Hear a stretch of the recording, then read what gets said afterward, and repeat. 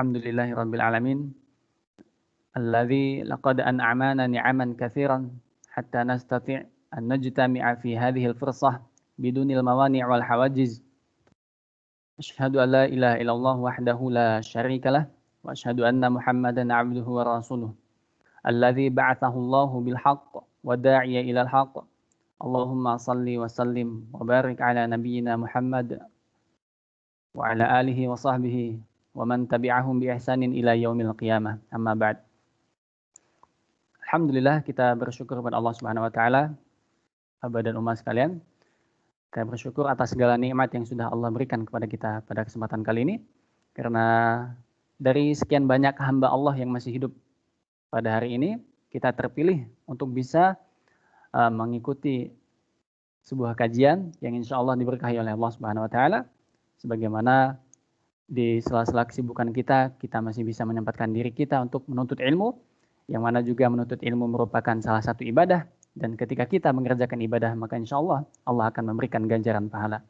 Dan kita berharap supaya kajian kita pada kesempatan kali ini di sore hari ini bisa diberkahi oleh Allah Subhanahu wa taala, dan ilmu yang kita dapatkan bisa bermanfaat untuk kita dunia dan akhirat. Baik, sebagaimana Nabi berkata dan bersabda dalam hadisnya bahwa setiap perkataan atau perbuatan baik yang tidak diawali dengan basmalah fahuwa abtar au aqta. Maka dari itu kita awali kajian kita dengan mengucap lafaz basmalah. Bismillahirrahmanirrahim. Insyaallah tema yang akan kita bahas pada kesempatan kali ini adalah tentang pentingnya berpegang teguh kepada sunnah Rasul sallallahu alaihi wasallam. Insyaallah akan disampaikan langsung oleh guru kita bersama Ustaz Yofin Abu Hammam hafizahullah taala. Kepada beliau kami persilakan.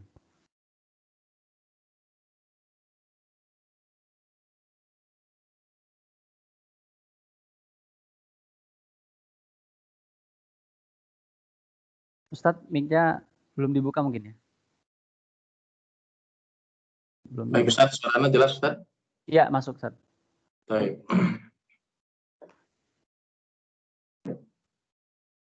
Bismillahirrahmanirrahim. Assalamualaikum warahmatullahi wabarakatuh.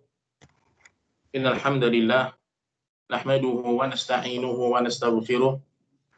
ونعوذ بالله من شرور أنفسنا وسيئات أعمالنا من يهده الله فلا مضل له ومن يضلل فلا هادي له أشهد أن لا إله إلا الله وحده لا شريك له وأشهد أن محمدا عبده ورسوله صلى الله عليه وعلى آله وصحبه أجمعين.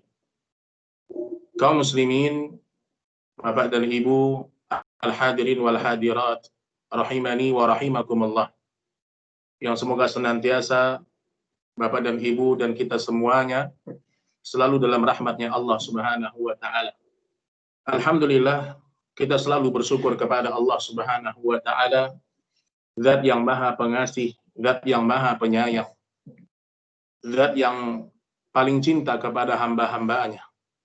Dialah Allah Subhanahu wa ta'ala, Zat yang sangat cinta kepada orang-orang yang beriman, lebih daripada kecintaan seorang ibu kandung kepada anak kandungnya.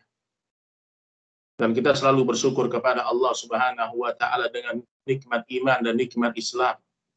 Dari sekian banyak nikmat yang Allah anugerahkan kepada kita, tidak ada sesuatu yang lebih besar, lebih penting dalam kehidupan kita kecuali seorang hamba istiqamah di atas hukum agama Allah Subhanahu wa ta'ala. Salawat dan salam semoga senantiasa tercurahkan kepada manusia terindah, manusia yang paling mulia akhlaknya, manusia yang telah mengajarkan kepada kita sebaik-baiknya Alkitab, yaitu kitabullah Subhanahu wa ta'ala. Semoga salawatnya, semoga kasih sayangnya Allah Subhanahu wa ta'ala senantiasa terlimpahkan kepada Rasul kita Shallallahu Alaihi Wasallam, kepada istri-istri beliau, kepada para sahabat-sahabat beliau, dan kepada orang-orang yang senantiasa istiqamah berpegang teguh kepada sunnah Rasul kita Shallallahu Alaihi Wasallam sampai datang kelak hari kiamat. Baik hadirin dan hadirat, Bapak dan Ibu yang dimuliakan Allah Subhanahu wa taala.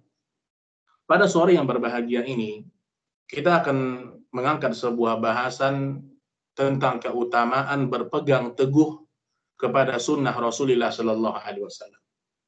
Baik, sebelum kita menjelaskan banyak dalil, ayat-ayat Al-Quran dan sunnah Rasulullah Sallallahu Alaihi Wasallam tentang keutamaannya, maka kita perlu tahu dulu apa itu sunnah. Apa itu sunnah? Karena di masyarakat kita, kalau disebutkan kata sunnah, kebanyakan masyarakat memahami sunnah itu hanya sekedar kalau dikerjakan berpahala, kalau ditinggalkan tidak apa-apa. Ini di antara makna sunnah. Jadi kalau kita membahas hukum agama, ada wajib, ada sunnah muakkadah, ini namanya hukumnya. Maka kalau disebutkan ini hukumnya sunnah, ini hukumnya sunnah. Maknanya kalau dikerjakan berpahala, kalau ditinggalkan tidak mengapa atau mustahab. Namun yang akan kita bahas pada sore yang berbahagia ini bukan itu. Tetapi makna sunnah yang para ulama sebutkan secara keseluruhan. Secara keseluruhan. Berarti makna sunnah dalam istilah syariat yaitu ma udhifa ila Nabi sallallahu alaihi wasallam. Yang namanya sunnah itu segala sesuatu. Ingat kalimat ini baik-baik. Yang namanya sunnah itu segala sesuatu yang bersumber dari Nabi sallallahu alaihi wasallam dalam bentuk ucapan.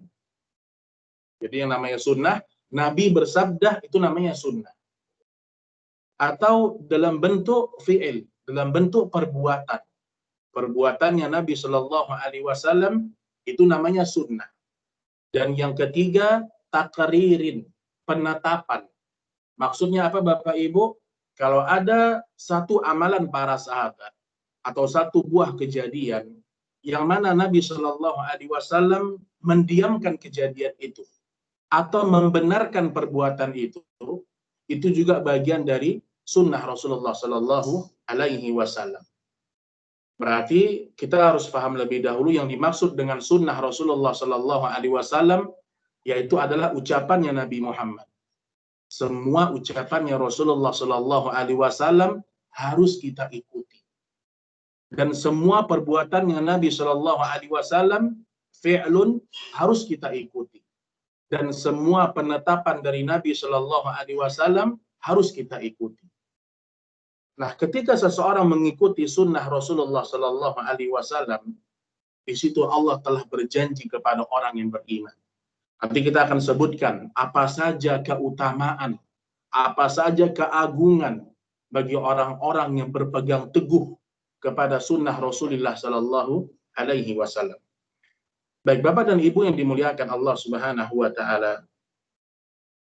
Bahasan yang pertama yaitu tentang kewajiban setiap muslim untuk beragama di atas dalil. Ini penting sekali. Kewajiban seorang muslim untuk beragama di atas dalil. Di antaranya dalam surat Muhammad ayat 33. Ini dalil yang pertama. Setiap kita mau beramal, pastikan dulu Bapak Ibu. Apakah amalan yang kita kerjakan, adakah dalilnya dari Al-Quran? Adakah dalilnya dari hadis Nabi Shallallahu Alaihi Wasallam? Apakah dalilnya sahih? Ataukah adakah ijma' dari para sahabat? Baru kita beramal. Di mana Allah Subhanahu Wa Taala berfirman, Ya ayyuhalladzina amanu ati'ullaha wa ati'ur rasul wa la tubtilu a'malakum. Kata Allah Subhanahu Wa Taala, hai orang-orang yang beriman. Bapak Ibu yang dimuliakan Allah.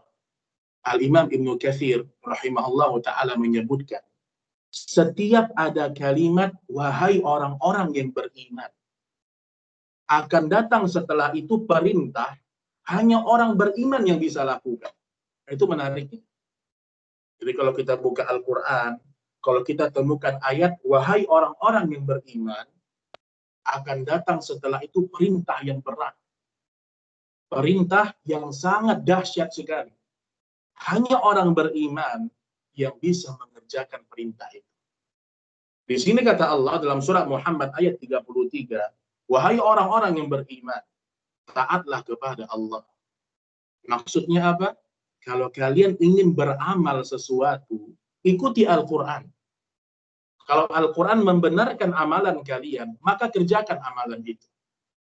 Kalau Al-Quran tidak membenarkan perbuatan kalian, maka tinggalkan perbuatan itu. Ini yang pertama. Ati'ullah maknanya apa? Ikutilah Al-Quran. Wa ati'ur Rasul. Taatlah kepada Rasul. Maknanya apa?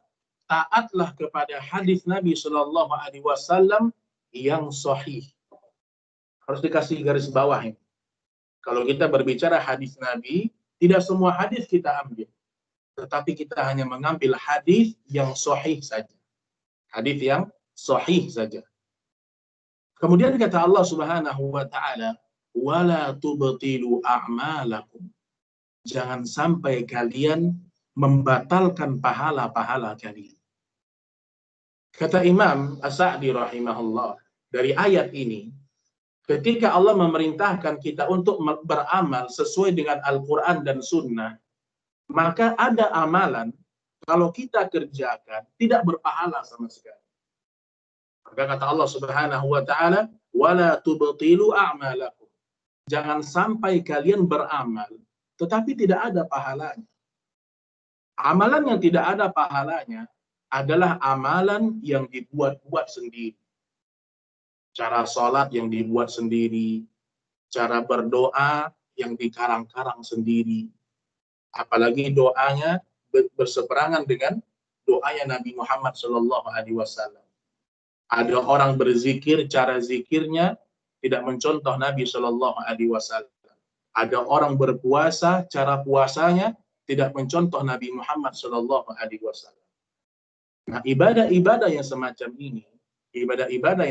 ini, tidak akan mendapatkan pahala di sisi Allah Subhanahu wa ta'ala.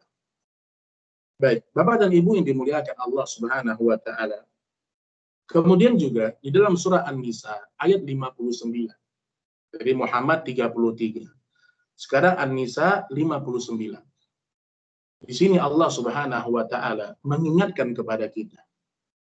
Dalam kita beragama, pasti akan banyak kita temukan perbedaan pandangan di antara para ulama. Akan banyak kita menemukan silang pendapat di antara manusia.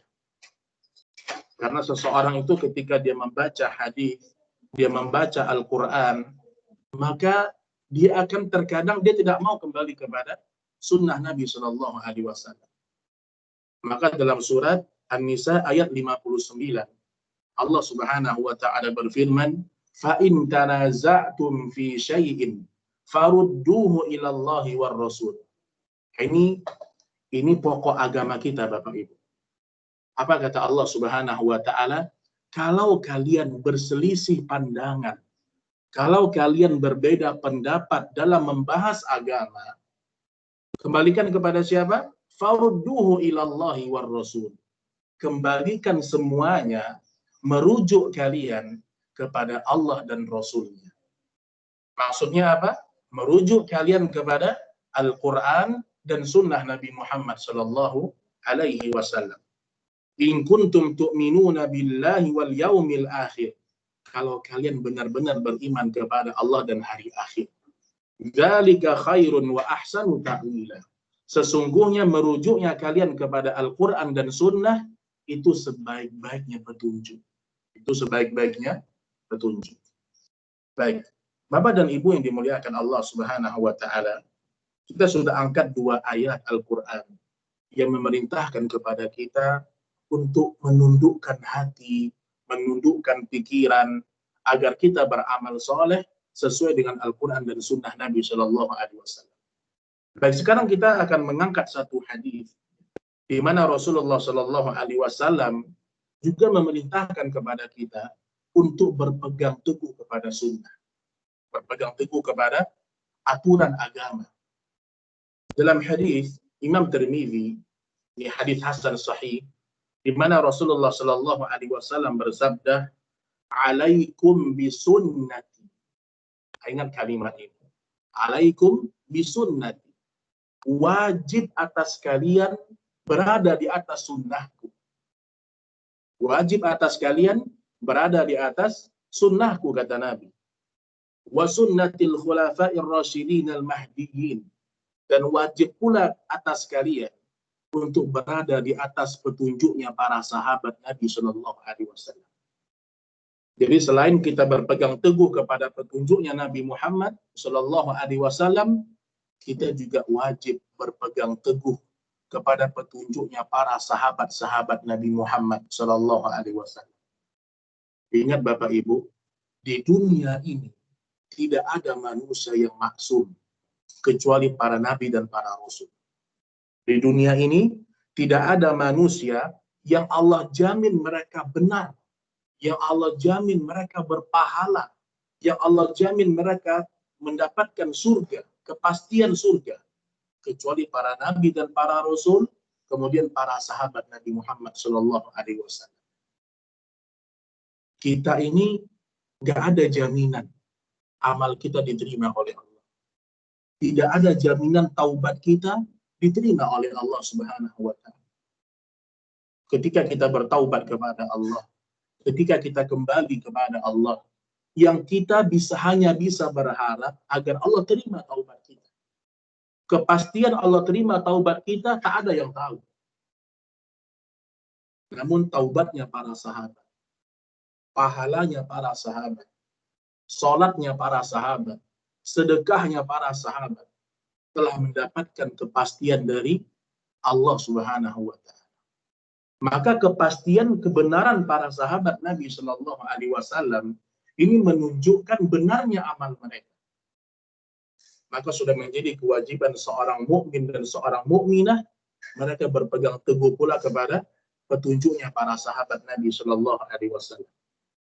Kemudian Nabi mengatakan, bagaimana cara berpegang teguh? Apakah sekedar hanya memegang saja atau sekedar beramal sedikit, sebagian kita tinggalkan sunnah itu? Bagaimana cara berpegang teguhnya? Nabi Shallallahu Alaihi Wasallam merincikan apa yang dimaksud dengan berpegang teguh. Kata Nabi Shallallahu Alaihi Wasallam, tamassaku biha. Pegang erat-erat oleh kalian sunnahku. Pegang oleh kalian erat-erat petunjuk Allah dan Rasulnya. Wa'addu 'alaiha bin nawajid. Ini kalimat yang sangat penting. Dan gigitlah sunnah itu, gigitlah petunjuk Nabi Muhammad itu dengan gigi geraham kalian. Jadi bukan sekedar kita tahu sunnah kita tinggalkan. Atau sekedar kita terkadang berpegang teguh kepada sunnah, kemudian kita ragu-ragu. Tidak.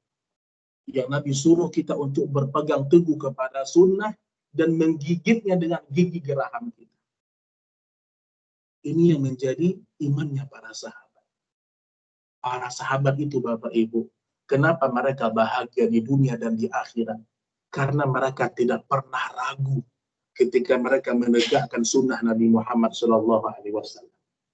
Karena mereka sangat yakin kalau mereka menegakkan sunnah Nabi Muhammad SAW, Allah pasti bantu mereka.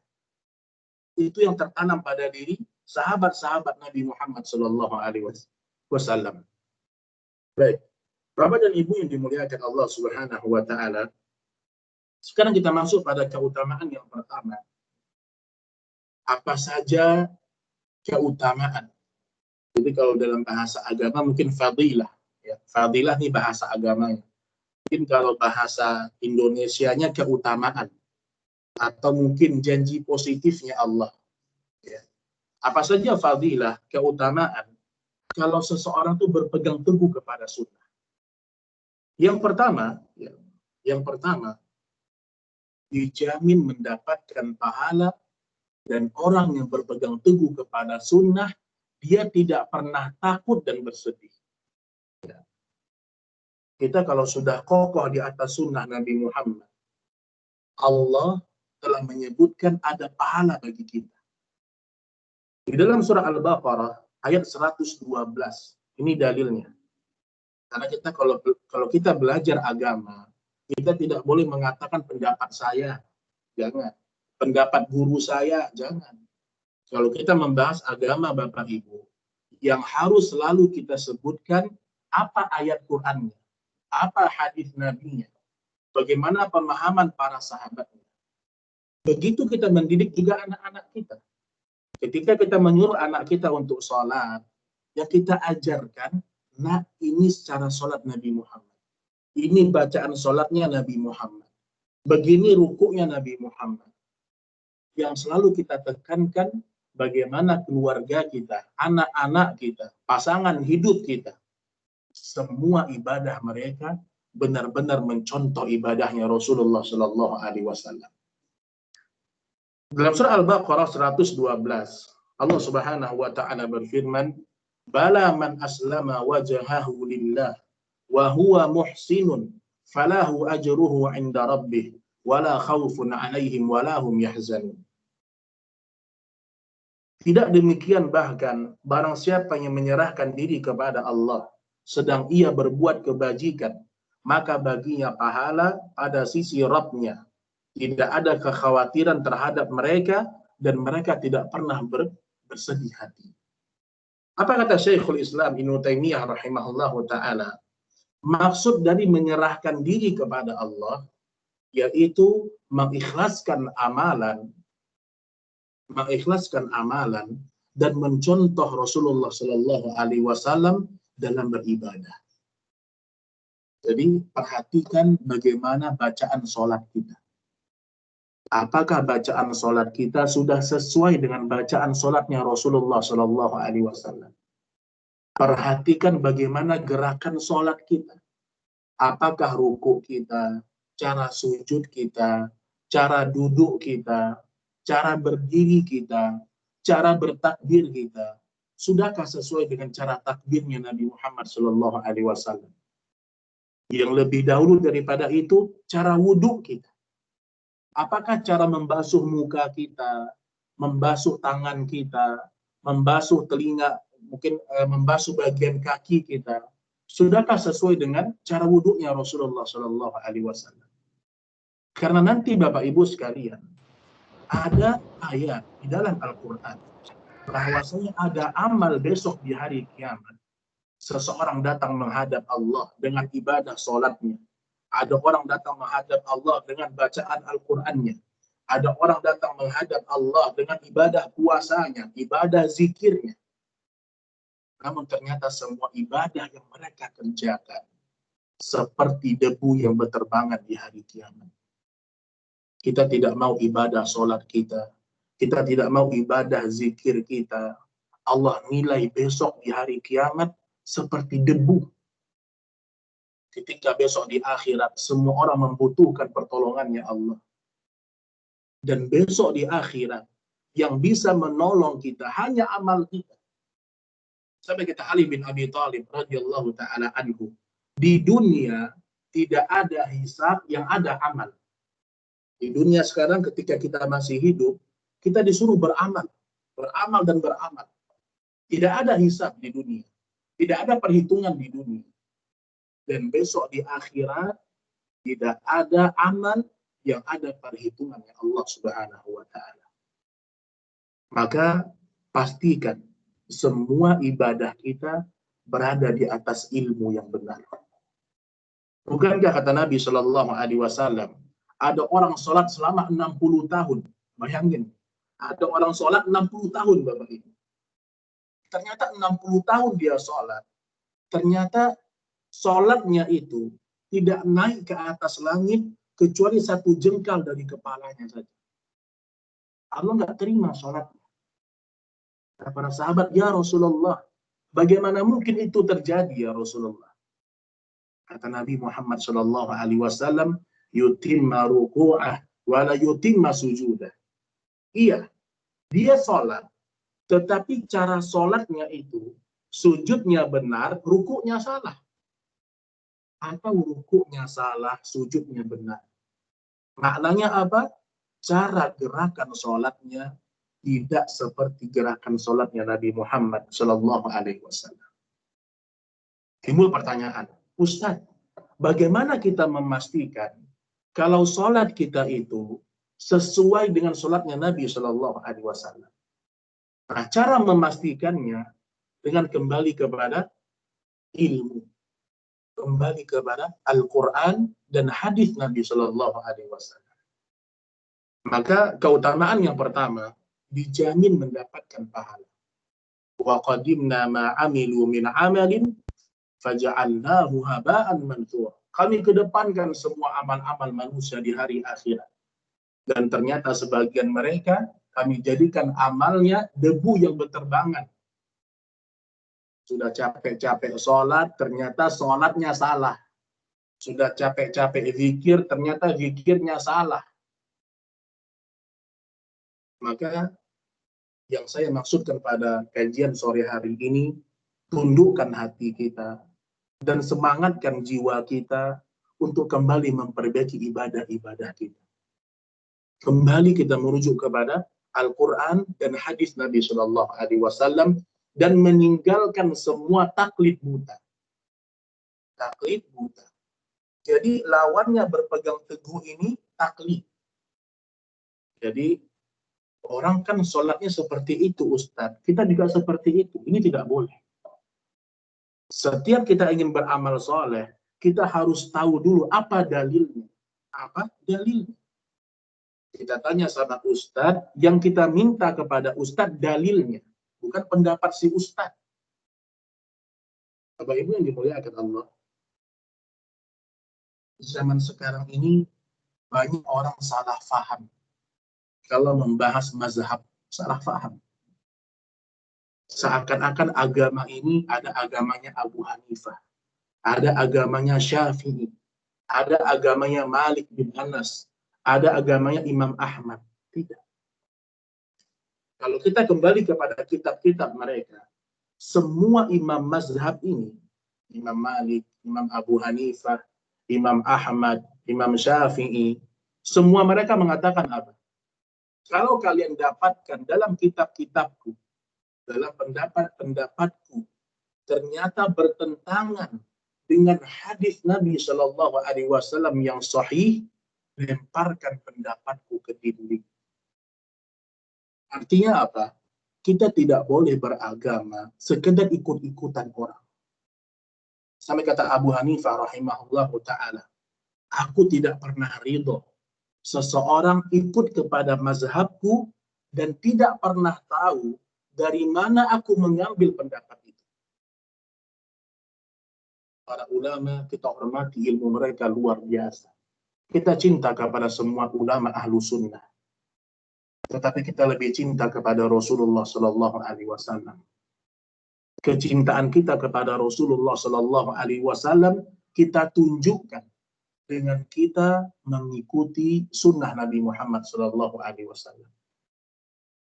Ini satu keutamaan yang pertama, dijamin pahala. Kita beramal agar kita mendapatkan pahala di akhirat.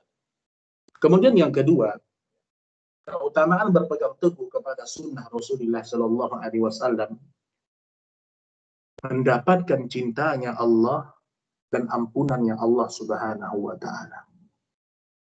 Dalam surah Ali Imran ayat 31, Allah Subhanahu wa Ta'ala berfirman, "Qul, katakan hai Muhammad, in kuntum tuhibbunallah, kalau kalian cinta kepada Allah, kalau kalian cinta kepada Allah Subhanahu wa Ta'ala, fattabi'uni, maka ikuti Muhammad sallallahu alaihi wasallam."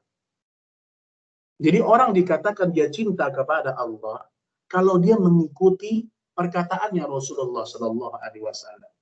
Kalau dia mengikuti petunjuknya Rasulullah sallallahu alaihi wasallam. Yaghfir lakum dzunubakum. Kalau kalian mengikuti sunnah Rasulullah sallallahu alaihi wasallam, Allah akan mengampunkan dosa-dosa kalian. Wa yaghfir lakum dzunubakum wallahu ghafurur rahim. Dan sesungguhnya Allah zat yang maha memaafkan lagi maha penyayang. Jadi apa tujuan kita berpegang teguh kepada sunnah Rasulullah Sallallahu Alaihi Wasallam? Di antaranya agar Allah cinta kepada kita, agar Allah mengampuni segala dosa-dosa kita. Sallu kama ra'aitumuni usolli. Salatlah kalian sebagaimana kalian melihat aku salat. Tentu ini ada bahasan sendiri nantinya. Tetapi yang kita bahas pada pertemuan sore ini, kita ingin berpegang teguh kepada petunjuk Rasul kita Shallallahu Alaihi Wasallam. Bapak Ibu yang dimuliakan Allah, tidak ada yang lebih penting dalam hidup ini ketika Allah Subhanahu wa Ta'ala cinta kepada kita. Cintanya Allah, impiannya orang yang beriman. Kecintaannya Allah adalah cita-citanya orang yang beriman. Tanpa cinta dan rahmat Allah, hidup kita binasa. Tanpa rahmat Allah dan kasih sayangnya, kita bukanlah siapa-siapa. Sebagaimana Allah Subhanahu wa Ta'ala berfirman, ketika sebagian orang-orang mengatakan, kami telah berjasa kepada Islam. Yamununa 'alaika an aslamu. Sebagian orang mengatakan di zaman Nabi Muhammad, kami telah berjasa kepada Islam. Langsung turun ayat. Ayat ini mengatakan apa? Yamununa 'alaika an aslamu. Qul la tamunnuna 'alayya islamakum. Kalian tidak pernah berjasa kepada Islam, kata Allah. Tetapi Islamlah yang telah berjasa kepada kalian. Maknanya apa? Islam yang telah memberikan rahmat kepada kita. Allah yang telah cinta kepada kita. Semakin seseorang itu berhati-hati dalam beramal, semakin seseorang itu tunduk dan patuh kepada Allah dan Rasul-Nya, semakin Allah cinta kepada hamba itu. Intinya Bapak Ibu yang dimuliakan Allah, kalau Al-Quran sudah menghalalkan sesuatu, maka kita nikmati sesuatu itu. Kalau Al-Quran sudah mengharamkan sesuatu, maka kita tinggalkan sejauh-jauhnya sesuatu itu. Sifatnya orang yang beriman, sami'na wa ata'na. Cukup sudah. Karena sebagian orang punya sifat sami'na, kami dengar, kami pikir-pikir dulu, kami timbang-timbang dulu, kalau sesuai dengan pendapat kami terima. Kalau tidak sesuai dengan pendapat kami tinggalkan. Ini bukan sifatnya orang beriman. Sifatnya orang beriman, sami'na wa ata'na. Kami dengar ya Allah dan kami taat ya Allah. Itu yang membuat Abu Bakar radhiyallahu taala anhu menjadi manusia terbaik setelah para nabi dan para rasul. Ana mau kisahkan sedikit tentang Abu Bakar. Kenapa Abu Bakar, Bapak Ibu, menjadi manusia terbaik setelah para nabi dan para rasul? Benar, keilmuan Abu Bakar sangat luar biasa. Tetapi yang disinggung oleh para ulama tentang imannya Abu Bakar. Ketika Isra dan Mi'raj, ketika Nabi naik ke atas langit, Nabi mengambil perintah sholat. Nabi melihat penduduk surga, melihat penduduk neraka. Dalam sehari semalam, Subhanalladzi asra bi'abdihi lailan minal masjidil haram ila masjidil aqsa barakna haulahu. Kami berangkatkan Nabi Muhammad itu ya, ke atas langit, Isra dan Mi'raj. Begitu kata para ulama tafsir. Ketika Nabi selesai Isra dan Mi'raj, Nabi menyampaikan kepada orang-orang kafir Quraisy bahwasanya dia sudah naik ke atas langit mengambil perintah sholat.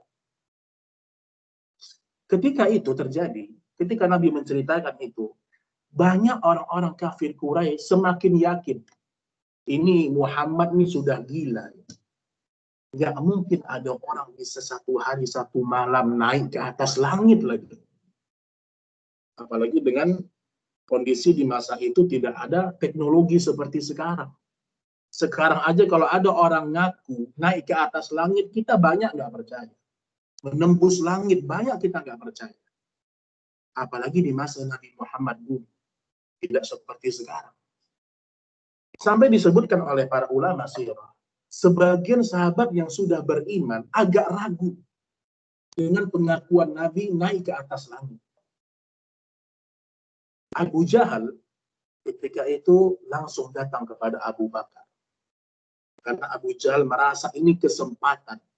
Kalau Abu Bakar dengar kisah Nabi Muhammad ini, pasti dia tidak percaya. Akhirnya Abu Jahal datang kepada Abu Bakar. Dan kata Abu Jahal, wahai Abu Bakar, Muhammad semakin gila, kata Abu Jahal. Kata Abu Bakar, apa yang dia lakukan? Abu Bakar sudah beriman sama Nabi ketika itu. Kata Abu Jahal, hai Abu Bakar, dengarkan. Muhammad mengaku dia naik ke atas langit mengambil perintah sholat. Apakah kau percaya dengan Muhammad? Bapak Ibu yang dimuliakan Allah, disinilah ya, yang menjadi intisari kenapa Abu Bakar menjadi manusia terbaik setelah para nabi dan para rasul. Kata Abu Bakar, hai Abu Jahal, apakah benar Muhammad Shallallahu Alaihi Wasallam? Apakah benar Rasulullah yang telah menceritakan itu? Abu Jahal, iya. Kata Abu Bakar radhiyallahu anhu, hai Abu Jahal, kau lihat dinding ini, kata Abu Bakar. Dinding ini berwarna hitam. Kalau seandainya Rasulullah mengatakan ini warnanya putih, bukan hitam, aku akan mengatakan itu berwarna putih. Itu iman apa lagi, Bapak Ibu? Ada dinding warnanya hitam, tapi Nabi Muhammad mengatakan itu warna putih, hai Abu Bakar. Abu Bakar tetap mengatakan itu warna putih. Artinya apa? Abu Bakar benar-benar menerima mentah-mentah apa yang Nabi sampaikan. Itu yang membuat Rasul, itu yang membuat Abu Bakar radhiyallahu anhu dicintai oleh Allah Subhanahu wa taala. Imannya sangat yakin. Kalau zaman sekarang misalnya, ketika Allah mengatakan haram makan riba, orang yang makan riba akan hancur hidupnya. Orang beriman sangat yakin dengan itu. Ketika Allah mengatakan orang yang meninggalkan sholat, hidupnya akan sengsara, akan mendapatkan dosa. Orang beriman sangat takut meninggalkan sholat. Dan perintah-perintah Allah yang lain. Oleh karena itu kaum muslimin dan muslimat, dengan kita beragama yang benar, Allah akan cinta kepada kita. Allah akan semakin memberikan rahmat kepada kita. Ini yang kedua. Kemudian yang ketiga, dari sekian banyak keutamaan berpegang teguh kepada sunnah Rasulullah Sallallahu Alaihi Wasallam, orang yang berpegang teguh kepada sunnah Rasulullah Sallallahu Alaihi Wasallam besok di akhirat akan ditemani oleh para nabi, para siddiqin, dan para syuhada di surganya Allah Subhanahu wa taala. Dalam surah An-Nisa ayat 69, Allah Subhanahu wa taala berfirman, "Wa may yuti'illaha war rasul fa ulaika ma'al ladzina an'ama Allahu 'alaihim minan nabiyyin was-siddiqin wasyuhada'i was-salihin wa hasuna ulaika rafiqa." Barang siapa yang mentaati Allah dan Rasulnya, mereka itu akan bersama-sama dengan orang yang diberikan rahmat oleh Allah. Siapa mereka? Para nabi-nabi. Kemudian para siddiqin, orang-orang yang jujur, dan orang-orang yang mati syahid. Dan semua mereka itu adalah sebaik-baiknya teman kalian di hari akhirat. Maka tanamkan pada diri kita, dengan kita berpegang teguh kepada sunnah Rasulullah Sallallahu Alaihi Wasallam, besok di hari akhirat Allah akan memberikan rahmat kepada kita dan kita akan dibangkitkan dekat bersama orang-orang soleh besok di hari akhir. Baik, kemudian yang terakhir, karena singkatnya waktu kita pada sore yang berbahagia ini, mungkin poin yang terakhir, pertanyaan tentang apa saja sebab yang biasanya terjadi sehingga seseorang tidak mau ikut kepada sunnah Nabi Muhammad SAW. Ternyata kalau kita pelajari, ada sebab-sebab kenapa ada sebagian orang tidak mau ikut kepada sunnah. Paling tidak ada 3 sebab besar.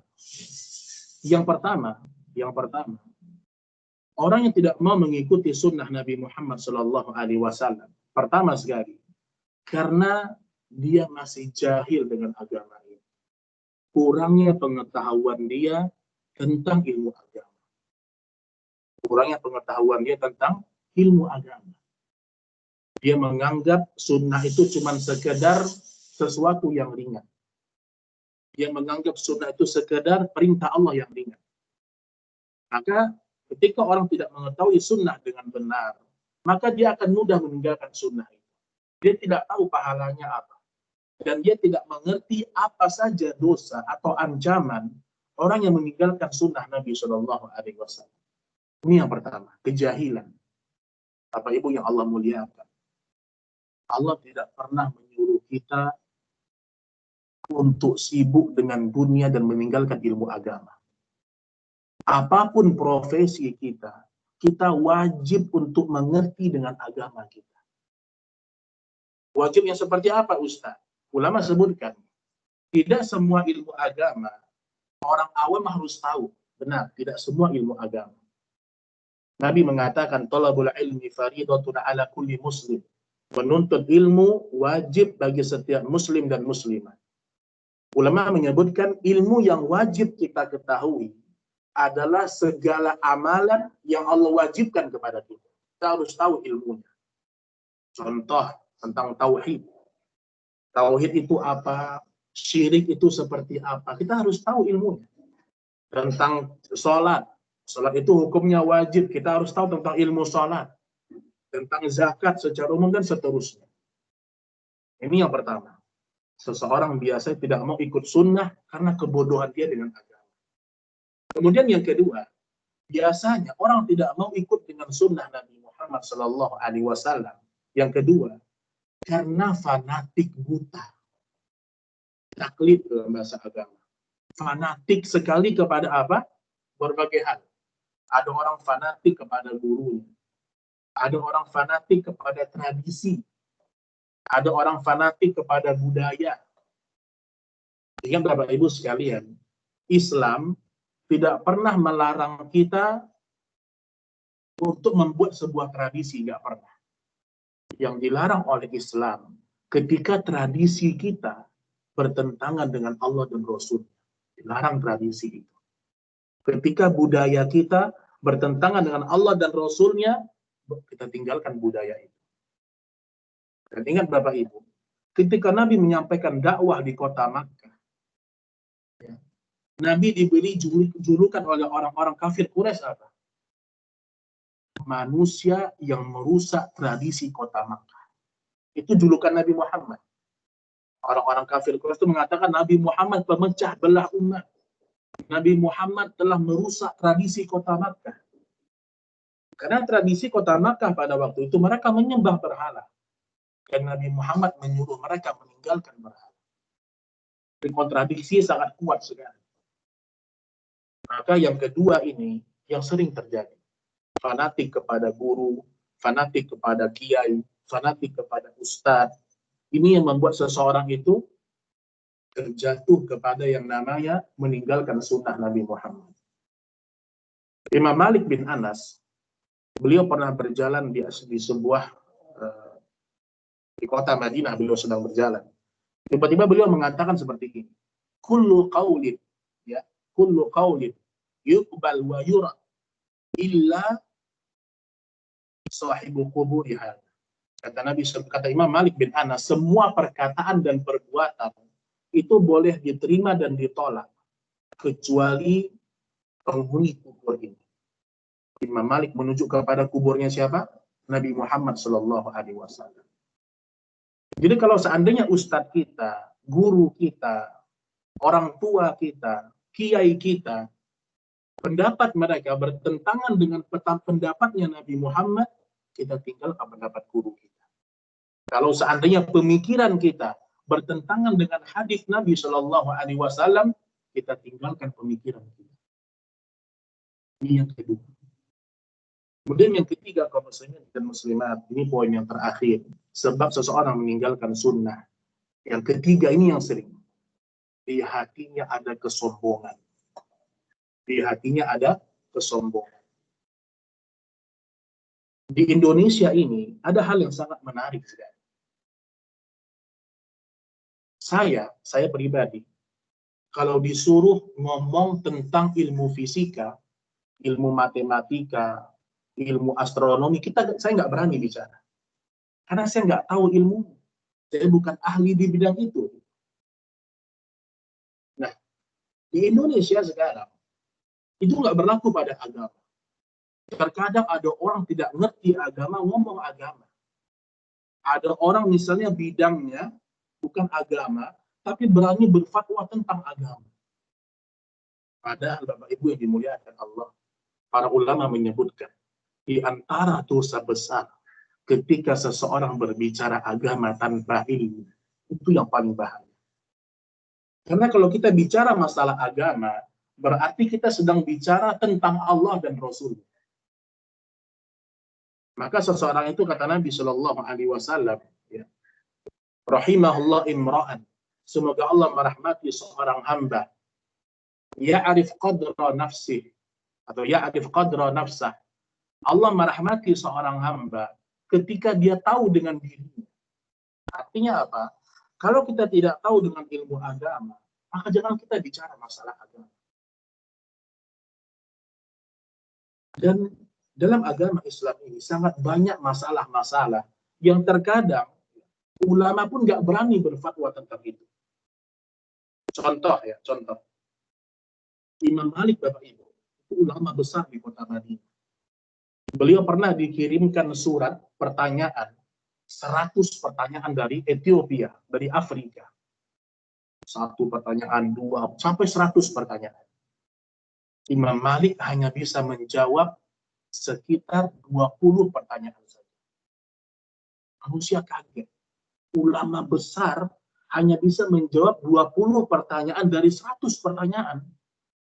Kata Imam Malik, sesungguhnya aku khawatir di akhirat ketika aku menjawab sesuatu tentang agama yang aku tidak tahu ilmunya. Itu para ulama. Maka kata para ulama hadis, ya, orang yang mengatakan wallahu a'lam, hadza nisfu ilm, itu setengah dari ilmu. Kalau kita nggak tahu dengan masalah agama, kita katakan wallahu a'lam, saya tidak tahu ilmu. Kalau kita ragu-ragu dengan ilmu agama, kita mengatakan wallahu ta'ala a'lam. Jangan kita memaksa untuk menjawab pertanyaan yang kita tidak tahu dengan ilmu agama tersebut.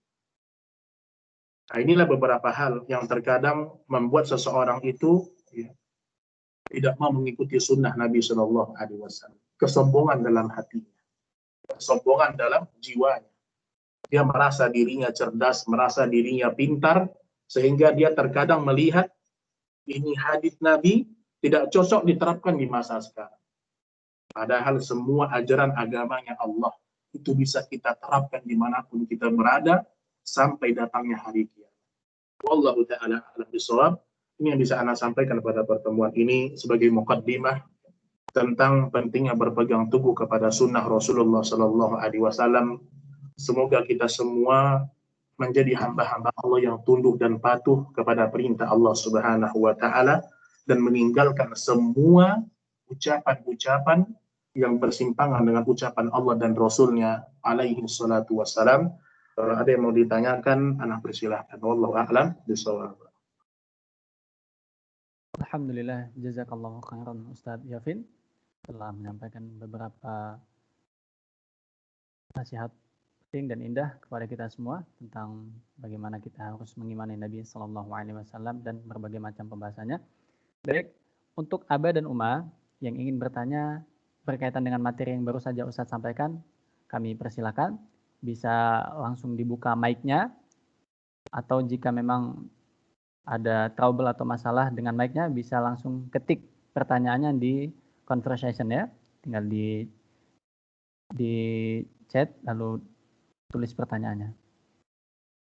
Sekali lagi kami ulangi, jika ada dari Aba dan Uma yang ingin bertanya berkaitan dengan materi yang baru saja disampaikan oleh Ustadz, kami persilakan bisa langsung bertanya melalui audio atau langsung saja buka mic-nya. Jika tidak bisa langsung tulis pertanyaan melalui chat.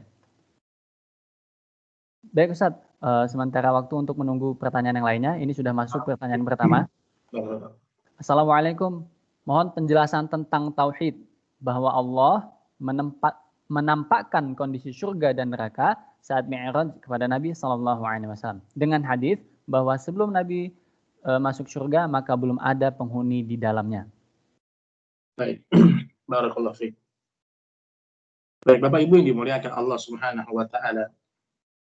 Kalau kita berbicara masalah Isra dan Mi'rajnya Nabi Muhammad sallallahu alaihi wasallam, berarti kita berbicara tentang hal yang gaib, tentang hal yang tidak bisa kita jangkau dengan akal dan pikiran kita. Kalau kita berbicara masalah Isra dan Mi'raj, kemudian Nabi Muhammad SAW melihat penduduk surga, penduduk neraka, itu sangat mampu Allah melakukan tersebut. Kenapa Allah mampu? Karena Allah yang menciptakan yang namanya waktu. Ini Imam As-Sa'di menceritakan ini. Kenapa Nabi bisa melihat penduduk surga, melihat penduduk neraka, padahal kan belum hari kiamat, kan seperti itu. Nah, kata Imam As-Sa'di rahimahullah, yang memegang waktu itu Allah. Allah yang menciptakan waktu, Allah yang menciptakan masa. Maka Allah sangat mampu untuk membuat Nabi Muhammad SAW bisa menyaksikan penduduk surga dan neraka. Itu jawaban kata para ulama tafsir. Jadi ketika Nabi menceritakan penduduk neraka seperti ini, penduduk surga seperti ini, memang Allah yang telah mewahyukan kepada Rasulullah SAW. Ya, makanya kalau kita berbicara masalah surga neraka, berbicara masalah Isra dan Mi'raj, ya, hari akhir, itu sesuatu yang gaib.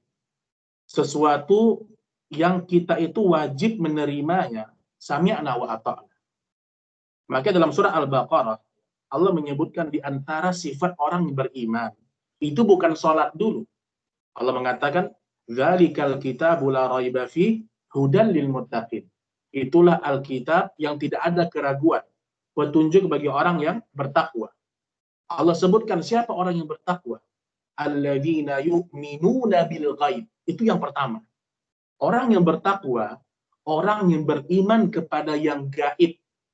Yang gaib maksudnya apa? Misal, Allah cerita tentang surga neraka. Nabi cerita tentang Isra dan Mi'raj. Itu hal yang gaib, yang kita nggak bisa pikirkan. Karena akal kita terbatas. Pada hal-hal yang seperti itu, kewajiban kita beriman. Kalau ada hadis yang sahih yang menceritakan, misal seperti hadis, Nabi melihat kebanyakan penduduk neraka adalah perempuan. Karena mereka tidak menyempurnakan menutup auratnya. Nah, kita percaya dengan hadis itu. Karena hadisnya sahih, ya. Dan Nabi yang langsung menceritakan hal tersebut. Maka pada hal-hal yang gaib secara umum, urusan akhirat, surga neraka, itu seorang mukmin diperintahkan oleh Allah untuk sami'na wa ata'na. Dengar dan taat. Dengar dan taat. Wallahu ta'ala alam bisawab. Baik, alhamdulillah. Demikian jawaban dari Ustadz terkait pertanyaan yang baru saja disampaikan. Untuk Aba atau Uma yang lainnya, jika memang masih ada pertanyaan, kita ambil ilmu sebanyak-banyaknya dari Ustadz, selagi Ustadz masih ada dan bisa berhadapan dengan kita. Oh, baik. Ustadz, ini ada pertanyaan lagi, mungkin di luar tema. Ya. Bolehkah sholat jamak takdim asar sebelum Jumatan? Bolehkah sholat jamak takdim asar sebelum Jumatan? Baik. Terkait dengan masalah sholat jamak takdim asar, pertama yang harus kita pahami, ya, sholat Jumat tidak boleh digabung dengan sholat asar. Harus dipahami dulu. Ya. Kalau Bapak ingin mentakdim sholat asar, itu dengan sholat zuhur. Itu dengan sholat zuhur. Jadi kalau seandainya Bapak ingin safar atau Ibu ingin safar, ya, dan ingin memajukan sholat asar di sholat zuhur, maka tidak mengapa. Maka tidak mengapa. Tapi dengan sholat zuhur, bukan dengan sholat Jumat. Makanya kata para ulama hadis, ulama fikih menyebutkan, kalau orang dia mau safarnya zuhur, dia tarik sholat asar ke sholat zuhur. Itu yang para ulama biasa lakukan. Misal kita mau berangkat nih, habis zuhur, maka sholat asarnya kita majukan ke sholat zuhur. Kalau berangkatnya setelah sholat asar, ya, maka seperti sholat pada umumnya, tidak perlu kita majukan. Nah, ala kulihal, kata para ulama fikih menyebutkan, kalau kita mau safar, maka seseorang boleh untuk melakukan jamak takdim asar ke zuhur. Bukan asar ke Jumat, tapi ke asar ke zuhur. Bapak Ibu yang dimuliakan Allah, ya. Jamak ini beda dengan qasar, harus dibedakan. Sholat jamak ini diperbolehkan bagi orang yang safar atau yang tidak safar. Jadi jamak ini fungsinya apa? Pertama, kalau memang ada hajat, ada keperluan yang mendesak, kita boleh menjamak sholat kita. Contoh seorang dokter misalnya, dia mengoperasi pasiennya, karena mungkin dioperasi mungkin sampai 12 jam. Dia takut sholat asarnya terlewat. Maka dia boleh majukan sholat asar. Dia boleh menjamak sholatnya. Atau misalnya di perjalanan kita mendapatkan macet, kita boleh jamak sholat kita. Ini namanya jamak.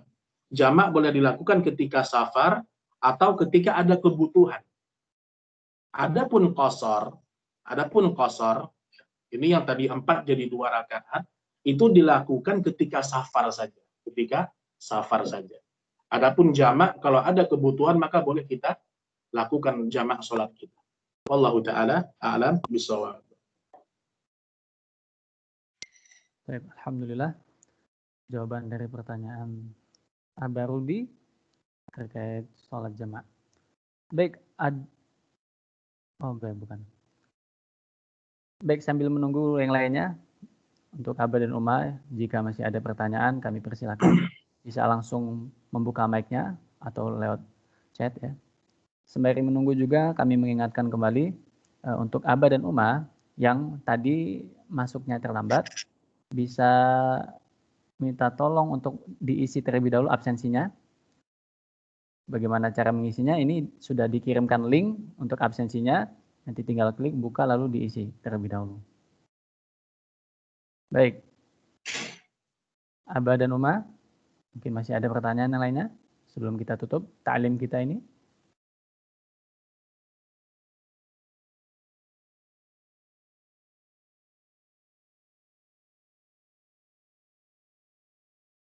Saya hitung sampai 5. Jika memang tidak ada lagi pertanyaan, mungkin kita langsung simpulkan sebelum kita tutup. 1, 2, 3, 4, 5. Baik, mungkin sudah tidak ada lagi pertanyaan dari Abah atau Uma yang lainnya terkait materi yang sudah disampaikan Ustaz. Baik, Abah Uma sekalian yang dirahmati oleh Allah Subhanahu wa taala. Mungkin Masya Allah, alhamdulillah kita sudah mendapatkan ilmu yang banyak dari guru kita bersama tentang bagaimana kita harus mengikuti Nabi Shallallahu Alaihi Wasallam dan apa saja keutamaan-keutamanya. Sebelum kita tutup, mungkin ada sedikit kesimpulan yang ingin kami sampaikan supaya bisa menjadi bekal yang terus teringat dalam diri kita. Yang pertama adalah kewajiban kita mengikuti Nabi Shallallahu Alaihi Wasallam, yaitu berdasarkan hadis Nabi, "Alaikum bisunnati." Alaikum bermakna wajib.